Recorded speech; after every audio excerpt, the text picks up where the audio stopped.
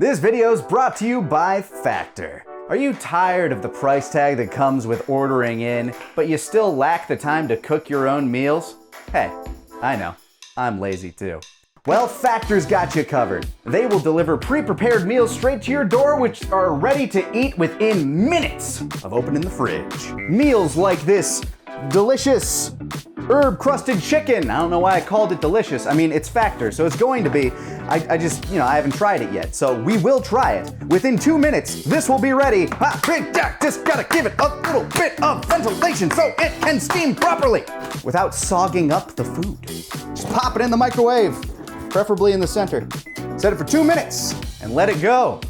Because Factor will get you covered on all types of dietary restrictions, whether you're going for high protein, low carb, whether you're going for something general, pescatarian, vegetarian, Factor's got you covered. But wait, that's not all. Factor also has delicious treats like these cold pressed juices, in case you want to drink healthier too. Get you some vitamins and minerals straight from Mother Nature.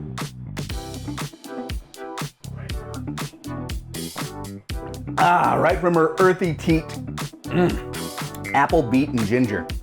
That's good for digestion. And if you go to factor75.com or click the link below and use 50 bento to get 50% off plus free shipping on your first Factor box. That's code 50 bento at factor75.com to get 50% off plus free shipping on your first box. That's verbatim with underlines and everything and bolding included. And like that, the food's ready. You have to unlock it. What? Why does your door open? There you go. The wonders of modern technology. And like that, you're ready to eat.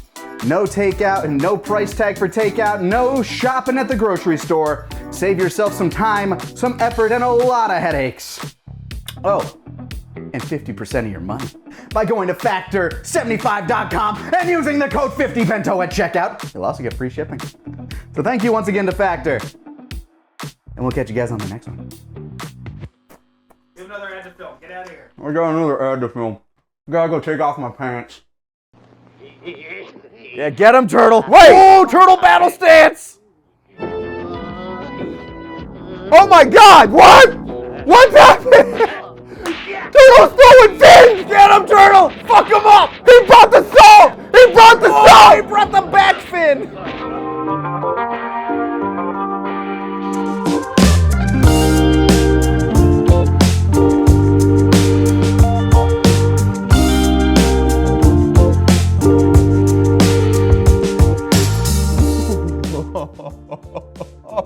That was my favorite kind of movie. Oh yeah? Yeah, just really janky crap. Like, have you ever had bad movie nights? Just like, Oh, yeah. bust something out, get real buzzed, and riff on. That is my vibe. This entire movie, oh my God.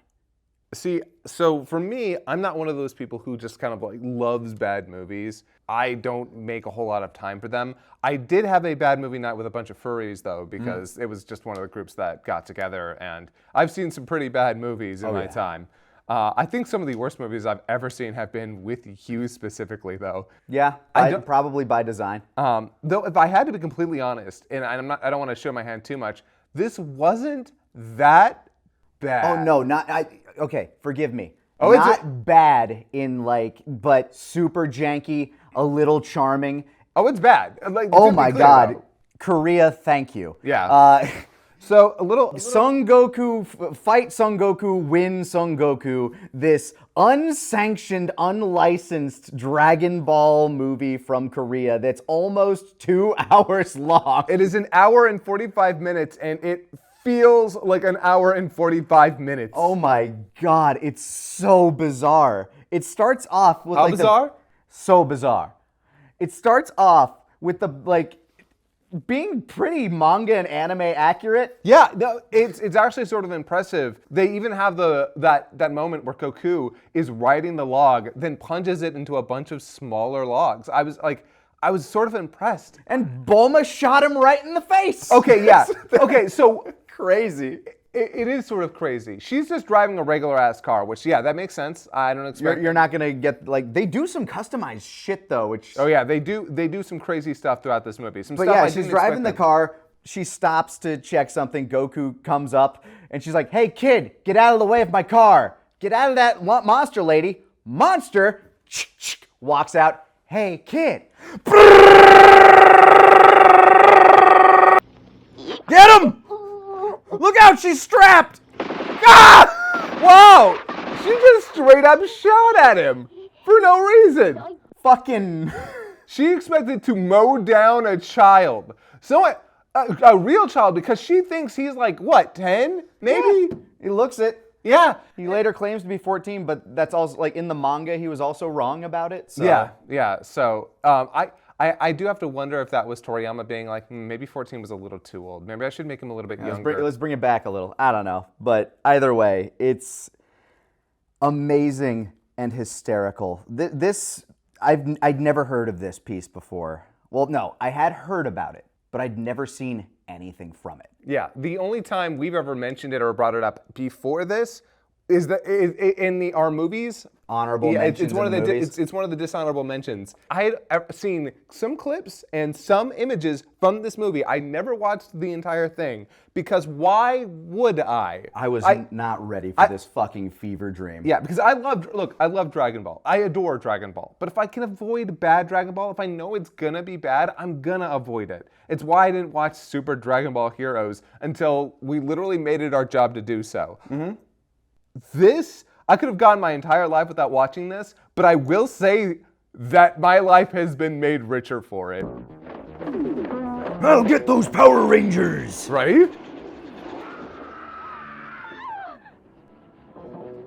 Oh my god. Gimme. He's supposed to be the representation for the pterodactyl that steals her? That's so... Oh my god, for real? Well, they couldn't find a real one. Nappa? What the fuck is happening? What's going on here? How's it going? I'm guessing that's supposed to be Pilaf. That's defo Pilaf. That's defo Mai. And that's a Saiyan. Okay. Oh, we started so accurately, but we have gone off the rails very quickly. I am glad to have seen this. Me too. There are some really bad parts in this movie, some really amazingly janky parts, but the charm behind the production of this movie is kind of incredible. Like if you look past the movie itself and into what this cast and crew went through to make it, it's honestly kind of impressive for their time and probably budget. Yeah. Honestly, it's sort of weird. I'd say some of the worst parts of the film in terms of like the writing and editing. Well, yeah, in terms of the filmmaking, there are some shots that linger way too long. There are a lot of weird camera angles that, again, linger way too long. The editing is just absolutely terrible. The entirety of Roshi.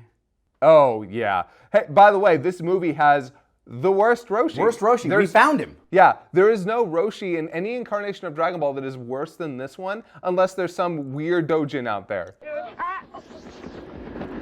Turtle 1 has landed. Oh, he's got a thing on his... Oh, Jesus, why?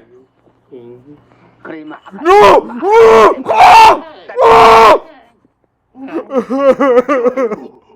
Good Lord.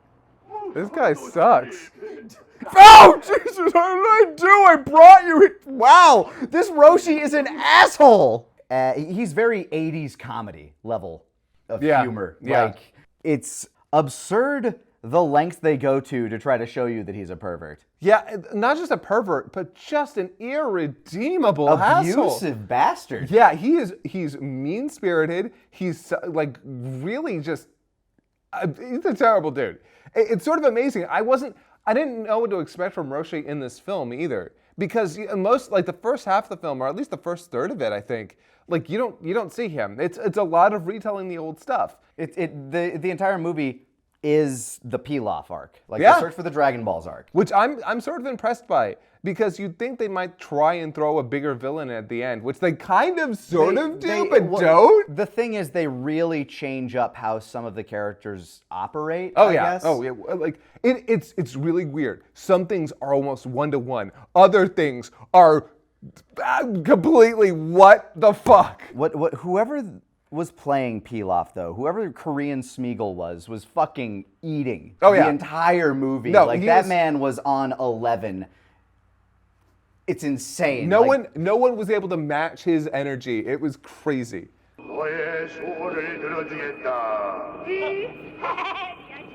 Hey, what's up, dude?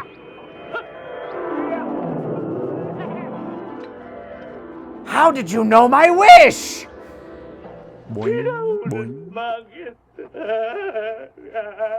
Correct. We just watched it too. Just chokes him to death. Whoa, what is happening? What is happening to Korean Smeagol? And you had Shu and Mai. Which, okay, so Mai looks like Mai. I don't know what the fucking VR trooper, I don't know what his whole... Shu, like, he looked like Barf from Spaceballs. He did look a little like Barf from Space. Like John Candy, like that face makeup. Yeah, Paint, like Fox face paint, basically. I mean, we kind of assumed it was supposed to be dog-esque. But Yeah, like it was obviously canine in shape. I kind of, it's hard to tell. Like the entire film, okay, so Pilaf's got a bunch of lackeys, right? And they're all a bunch of mixture between Mad Max, rejects, and a Saiyan. Hold on, and like the actual guys, because first of all, there's just these mech, like it's got a mech guy, whatever. Yeah, then there's really inexplicable. Then there's the Mad Max dudes with, I don't know what to call it, like power armor. I think they're supposed to be androids. I think that's the entire idea, is that they're like these walking android people or cyborgs, because they explode on everything explodes. Apparently everything in this universe will just they explode. Had a pyro budget. Yeah. Who's that? What the fuck? Woo! Oh! Woo! Oh, Jesus! Oh, my God, he's got death beams! I mean... Oh, hey there, buddy. Oh, he did the thing! Yo! Yeah! He fucking exploded. Oh, my God, that bitch blew up! Shit! They can make people blow up! This is dumb as fuck, but this is fun.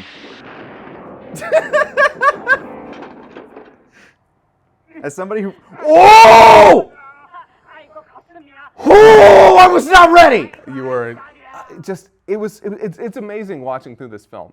Because, again, the pacing is really, really bad.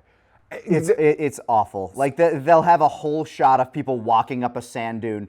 They'll get a shot of Goku in the water and wait for him to swim all the way off screen to make that cut. There's so many things that they could have trimmed this... Like, all of the wasted frames in this, you probably could have trimmed this down to an hour 20. Yeah, easily. And there are so many shots where we could have used some kind of exposition. Expository shot. Something to like frame the scene. But no. They teleport so many times. They teleport a lot. A whole lot. And not just like we need to travel teleport, but fade. Whoa, where are we now? Yeah, exactly. They'll just appear in new places.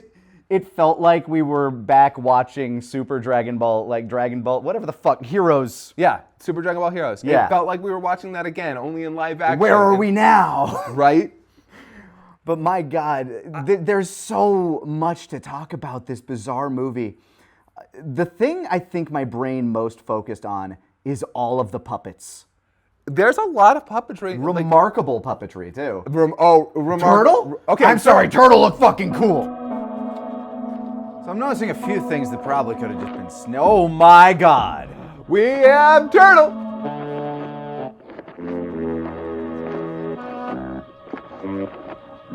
Go on. Look at him go. What a majestic beast. Oh, I love him. Honestly, that's pretty cool, actually. That's not bad. It's a good model. Turtle's the only good-looking puppet in this movie. and he's great. You don't like Poir? You don't like smoking Poir? Okay, I didn't say I didn't like Poir. Poir, okay. Hold on. First of all, let's talk about it. Turtle. Turtle, MVP of the movie. Honestly, Fucking great. first of all, friend-shaped. Very friend-shaped. Second of all, Dude in a turtle suit. Giant ass sea turtle suit. 3, can fly. Way to go, man. Don't know why you weren't doing that when you were trying to search for the fucking ocean. Probably would have made that a little bit easier. Oh! Oh, we're fucking going now!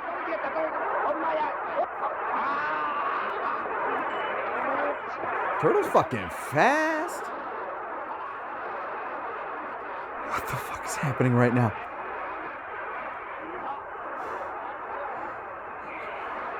I'm scared. That made me anxious. And 4, can throw fins. I mean, we'll get to that a little bit later, but No, man shows up. I'm sorry, we're not talking about this chronologically. I guess we're not. But dude, Throws fins. yeah, man, this turtle shows the fuck up. He's here for the smoke. It's insane. Not to mention, insanely expressive. The the detail eyes, the work on mouth. the eyes, the mouth. You love Turtle. Yeah. Anytime he showed up, I about like dropped as soon as I first saw him show up in like the first act. I was like, oh my god, yes. And then, second best puppet had to be Poir. I just love little Muppet Poir. It was so funny because when Oolong first showed up, it's just a dude in an Oolong mask. No, it's not. It's literally like a 30-year-old dude. That's the first time we see Oolong. Well, okay, the first time we see Oolong's true form. Yeah. When we see Poir, it's just a fucking plushie! It just pops up like over the sand dunes, like Luke watching into the horizon as it's just like spying on people. Then just like, woo, woo, woo. They're just like, they do so much, honestly, frankly, impressive wire work in this movie. And then the first time we get Poir talking to Yamcha, just sitting there with a fucking cigarette in his mouth. And here's Yamcha! Oh my god, look at Poir fly! Poir, can you please show Ah! Yeah!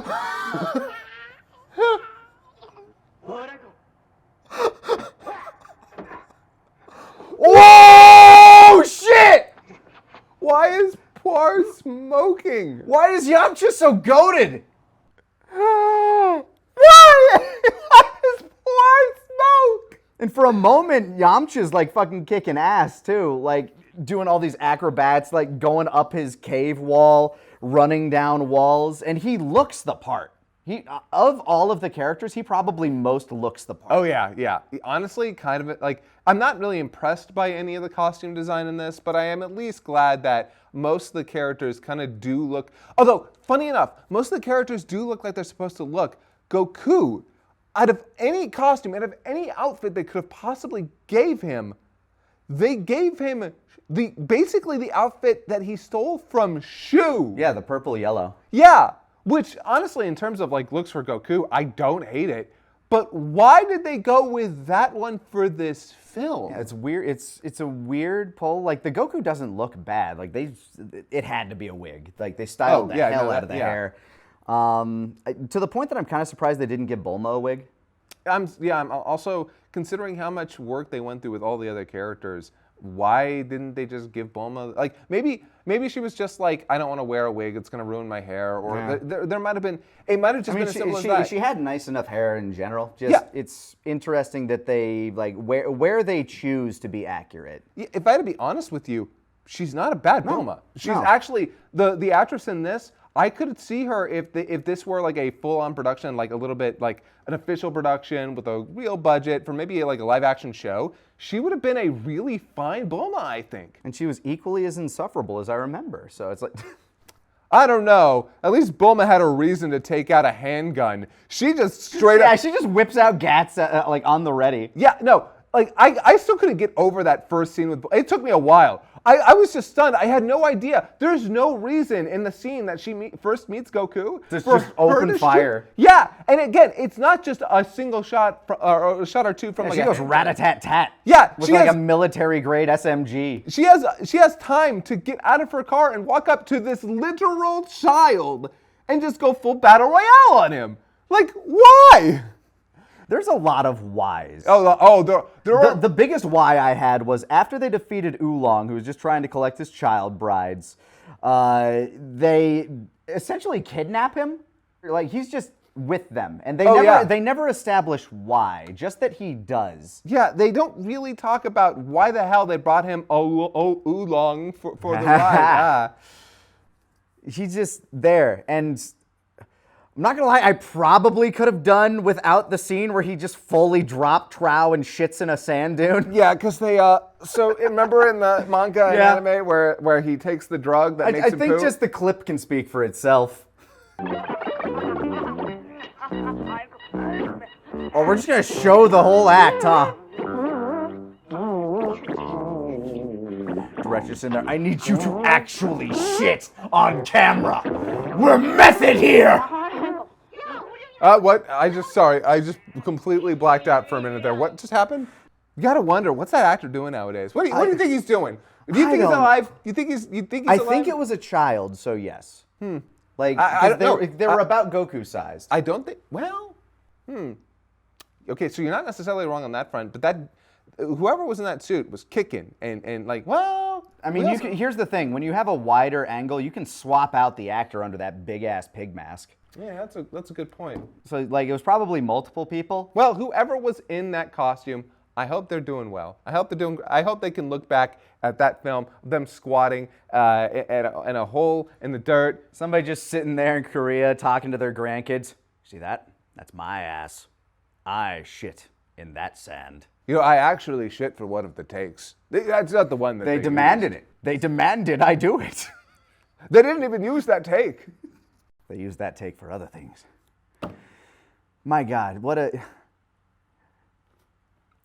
the robots. The robots! The mecha-ass robots. Okay. At first, like, when Oolong showed up as Starscream, I'm like, okay, that's an interesting way to represent the knight that he turned into. Yeah, it makes sense. Actually, it's really interesting because the first, like you said earlier, the first time he shows up, he actually looks like the dude who's trying to, like, get with Goku when he's, like, in the... There was some genuine love for the franchise in this. A lot of genuine love for the franchise. Yeah. What the Oh, we've gone meta! That's me! So oh, wow. I'm high as fuck, kid. Yeah. Oh, yeah. She immediately just got on some DMT the moment they walked in the... Dropped in there and just, like, sucked a fat rip. Weird, like, you cannot look at this and say that the people didn't know what they were, like, didn't know the source material, which is what makes a lot of the changes so interesting to me. Yeah. Like, the creative angles they decided to take...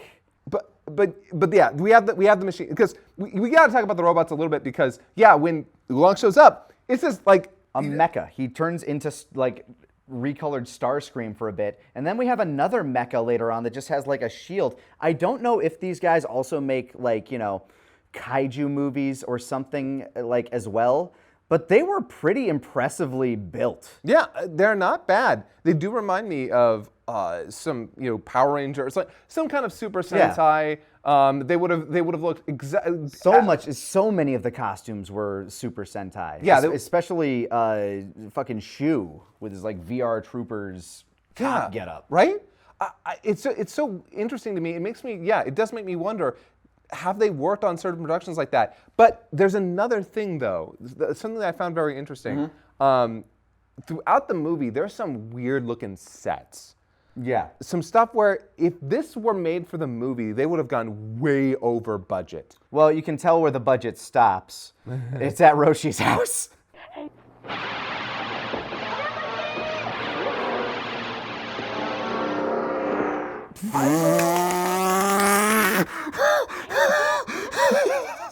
He lives in a cardboard cutout. Oh God, Roshi's house. He lives in a cardboard cutout. He lives in a cardboard cutout. I mean, I can hardly blame the man for being the worst Roshi. His house sucks. Yeah, right? No, that man's not living his best life. To go back to the sets. The sets that. Okay, so I noticed this, like, the moment I really started to question was there's a scene, actually the scene where we first meet Oolong.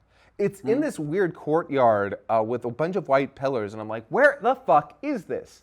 And then when we get a bit of a wide shot, we see that it's at an arcade. Yeah, it looks oddly Dutch. Yeah, all things right? considered, like in terms of like architecture. Yeah. And so as I'm looking at this, I'm like, wait a second, that's an arcade. And then we see a little bit more of those other houses, and then I'm like, why do they look like? Why do they all look like they're? Yeah, it's really kitschy. Yeah, really kitschy. Yeah, that's the term. It's kitschy. And then I started to think, wait a second. I think they filmed the majority of this at some Korean theme park. Yeah, like some sort of fun park, because like they're also going through this mine tunnel cave system, which looks a little bit too looks fake. a little roller coastery almost. Yeah. Like it granted, it could very well have just been a set that they built for something else, but this is definitely a specialized place. It is very possible that there were other sets that were built for other movies that they're just using. Yeah, it's very possible. But the thing that really set me off was inside of Pilaf's castle. There's Oh this, yeah, the funhouse room. yeah. The tilting bridge. Why would that be there? Why would you build it like that? And why would you choose, the thing that I got stuck on there is like, yeah, it's kind of neat looking, but what purpose does it serve? Why are you shooting in this location? Yeah, so I started to think, yeah, amusement park. Yeah. Which is a really smart idea if you are a filmmaker on a budget and you need something fantastical and you need some creative Yeah, designs. some like Universal level theme park. Yeah, why not just do that? So and then oh my god, and then the Epcot ball at the end. Yeah, right? Which that almost That's just the Epcot ball. That cinches it for me actually. They tried to make some knockoff ass Disneyland in Korea. Just got Spaceship Earth sitting right behind Pilaf. Yeah, exactly. So I'm almost certain, and again, it's not a bad thing. No, it's like, again, it's charming. It is. It is a remarkably charming movie with some very uncomfortable moments thanks to Roshi. Yeah. That one scene with the Ox King got real bad. That was awful. That was truly. That was dull talkie level. Let's move on here, please, because this is a live action person doing this shit to an actress that, frankly, is probably method acting their discomfort. Yeah. Also, the weird cut there where Oh, they yeah. immediately change clothing. I don't know. Here's the thing. I don't know if they changed clothing. Or if the color grading changed. So what happened was they filmed that scene a couple times, and I think a different version of it, a different shot of it, got cut into the middle. It's so It weird. looked like Roshi changed clothes entirely, or like the color grading changed, because like all of a sudden he's in what looks very much more like his orange sort of kipow. Oh, wait a second. Do you think it's possible that they had to refilm a bunch of scenes? I'm thinking that like that's very possible, or maybe there were some scenes that they shot very early on as like test footage to say like, hey, we can do this, and then they had to go back, but they didn't have the same costumes. Yeah, that makes sense, which is why the footage looks so much worse. Yeah, in some places. I mean, granted, we weren't watching at a great resolution to begin with, which probably helped the wire work. Yeah. Again, you mentioned earlier that the wire work on this film is good. Yeah. You can't see the wires, and they're using it. The wires are plentiful. There's not a moment where any of these motherfuckers are standing still. They are fight. doing a lot of wire fu, and this is like, I adore those old like 1960s, 70s kung fu movies. The Five Deadly Venoms, things like that. Yeah, and the stuff that Master of the Flying Guillotine, all that wire, like early wire fu stuff. Wuxia. Wuxia. Given the limitations and what I'm assuming is a very thin budget, the special effects aren't awful.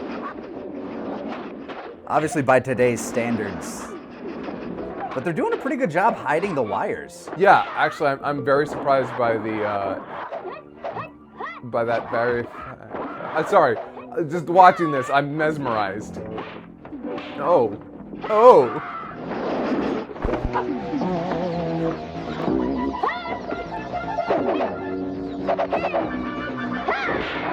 Bonk.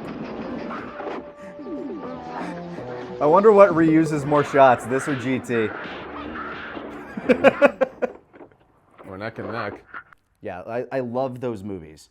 So this was ticking that box in a good way. And some of the choreography, pretty legit. Like they took the wide shots for a lot of the planned bits. They allowed the stunt team to do their stuff, and they used the sets really well too. Like that one fight with Murasaki in the cave, jumping around everywhere.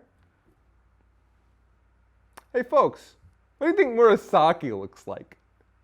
Because if you think he looks like a ninja, you're fucking wrong. And if you don't think he looks like a fucking Saiyan, you're still fucking wrong! Yeah, he's just sitting there in like a Saiyan onesie.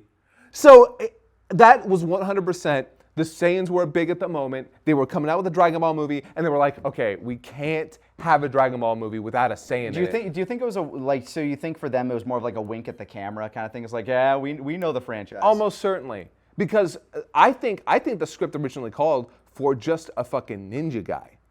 And then you know they would have Sentai'd him up anyway. Maybe, yeah. I mean, it's very possible, but all I'm saying is I don't think when they came up with the script, Murasaki was supposed to look like that.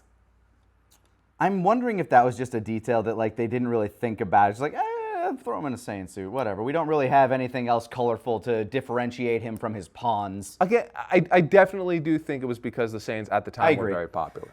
But yeah, more of like a wink at the camera kind of thing. Yeah, because they never mention Saiyan. Of course not. They never bring it up. I was like, after everything, all the like weird effects and like practical character Muppet work they did, I was a little sad they didn't have an Ozaru. Yeah, a little Just bit. a little. I mean, it probably would have been absolutely terrible, and we would have loved it. Yeah, I would have adored it. Like it. Yeah. You know, one of these days, we might actually get the Ozaru done well. Maybe, like in live action. Maybe. I still believe we're going to get at least one more attempt at a live action Dragon Ball before like they give up on it altogether. I still believe. I think they will. I think they will at some point. Hard to say exactly when, but yeah, no. This was special. Yeah, it's honestly, like you said, kind of sucks we started with this one. It feels peak, because I'm familiar with the other two. Granted, it's been a long time since I've watched Evolution. By the way, we're not watching Dragon Ball Super or going back and doing Dragon Ball.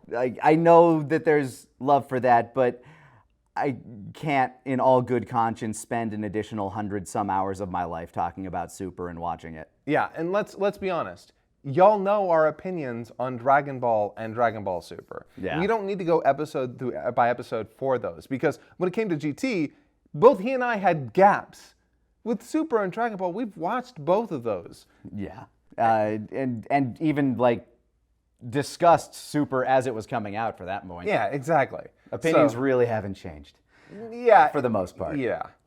But regardless, these movies, these live-action Dragon Ball movies are what we're going to just take a look back at and really appreciate what they were trying to do. This one, again, might be the king of them. Yeah, it kind of does feel like it's going to get less entertaining from here. I don't know about less entertaining. Well, the quality is going to go up. Even that, I'm not. No, I've seen stuff from the next movie. Yeah. In terms of quality, it is higher, and it is inarguable that the quality of the last one is higher. But in terms of the entertainment value, I definitely think it's probably going to go down a little bit from here. Yeah, this had so much ridiculous what is happening moments. So it's wild. It's wild. Like there were. God, remember when Yamcha and Goku had their first fight, and all of a sudden it became a Kurosawa movie? Like, oh yeah, they fucking cooked with the cinematography for a minute. Yeah, actually, it was sort of impressive. Just for a couple of moments, we get these really good camera angles. We get the reflection of Yamcha's eyes in his sword. Yeah, some like real dynamic shots of like Goku hanging on a cliffside, going past the sun until you can see him properly lit. Oh my, like some legit stuff. Yeah, and then it immediately just kind of turns into a... Yeah, once Yamcha reveals his wolf fang drop kicks. We no longer need to fight. I respect it. Oh, no. Yeah. Are we getting the wolf fang fist? Yoga Fufuken. Ah! Okay. Yeah, I'm sorry. The wolf... Oh, man. Oh, my God. I'm gonna get you. I'm gonna get you. The fucking doggy paddle. I'm gonna get you. Doggy paddle. take that. Get him. Shame that he's bitched for the rest of the movie. Like, I thought he was going to be pretty legit. Like, he actually seemed like a fairly decent stuntman / martial artist. He's not totally bitch. She actually has like one or two. He has a couple of things, but for the most part, he sticks to the background afterwards. Like, he just... Yeah. And then will eventually pop up. Oolong fights more than him. Oolong, okay. Oolong throws hands, and he helps Goku defeat the bad guy. Along with Turtle. But Turtle really doesn't do anything. Turtle beat the shit out of him so they could blast him. No. Again, Turtle, oh my God. I couldn't believe it because that moment where he shows up, I was like, because both Goku and Oolong are celebrating when Turtle shows up. Yeah, they're excited because Turtle's here to save the day. Yeah, and I'm like, oh yeah, so Turtle's about to fight him. And then Turtle gets up on 2 feet and... Slap! What'd you say, bitch? Put some respect on my species. I will take all of my vengeance upon you. What did the fin say to the face? Slap! Ow! Oh yeah, and Pilaf fights, which is movie original, but also kind of love it. Yeah, he's fine. He has the fighting style of, what the fuck is that dude's name in Shenmue? Like, where he's just like kind of gremlin hopping.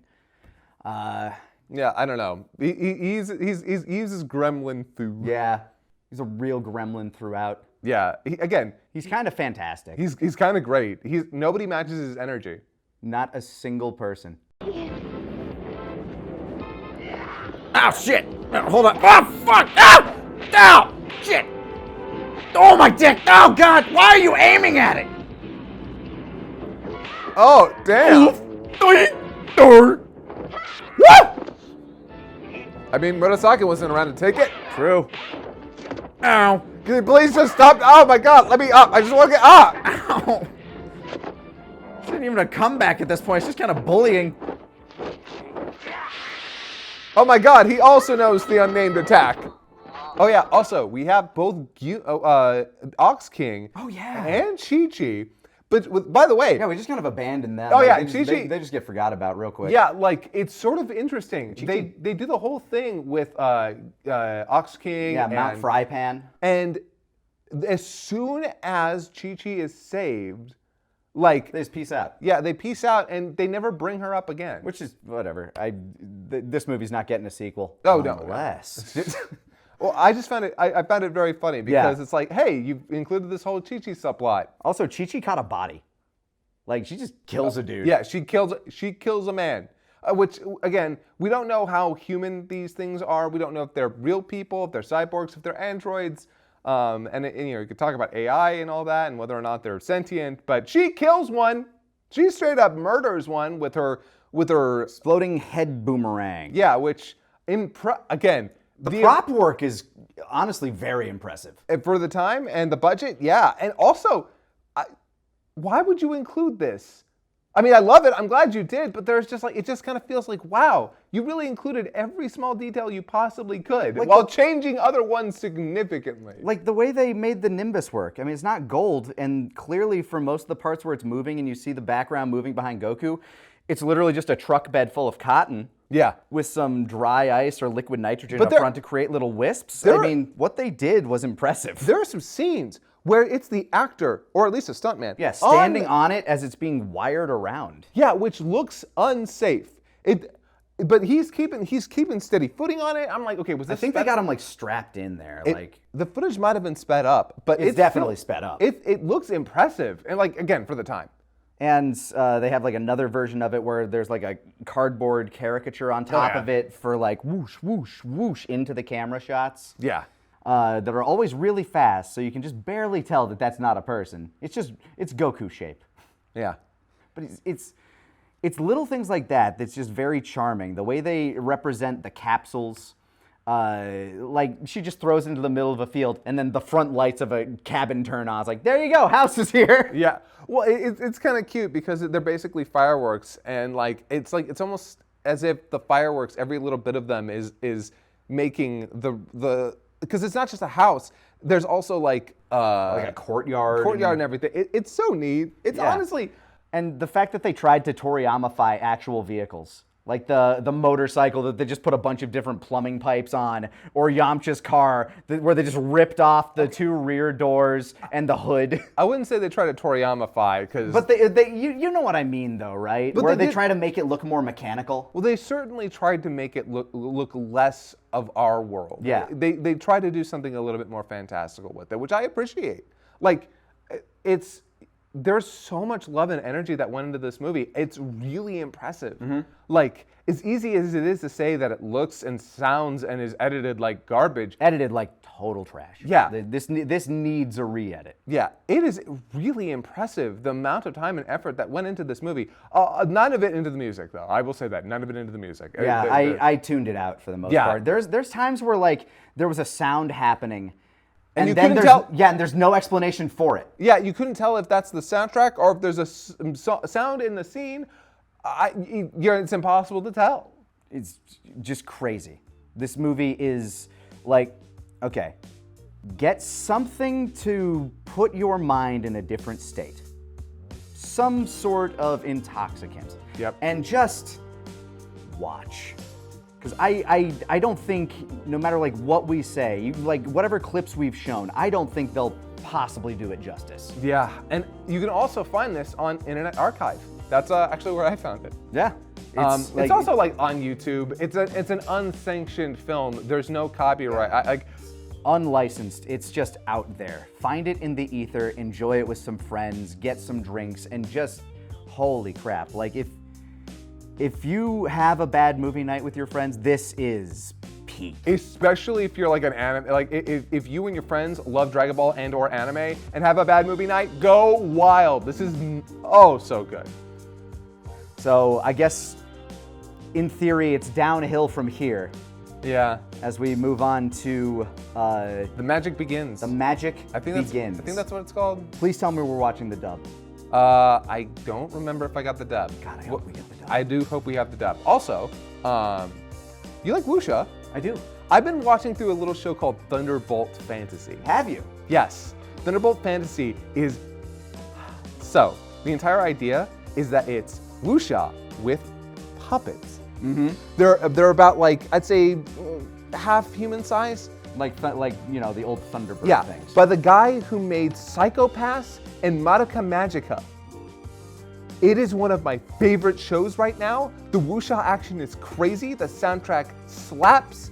It is so good. I'm gonna have to look this up. Yes, please give it a try, because if you like wuxia at all, you might love this shit. This is just a This is my recommendation because I've been watching through it. I'm nearly at the end of season 3. Season 4 comes out in October. Watch Thunderbolt Fantasy. And we'll see you next time on Dragon Ball at the movies. Sure. Dragon Ball at the movies? Yeah, Dragon Ball at the movies. Sure. That'll work. Why not? Fuck it. We always come up with these names at the last Turn this into a film reel. For the whole thing. No. All right. Dragons, go to the movies where the action, where the dragons, we bring the movies to you.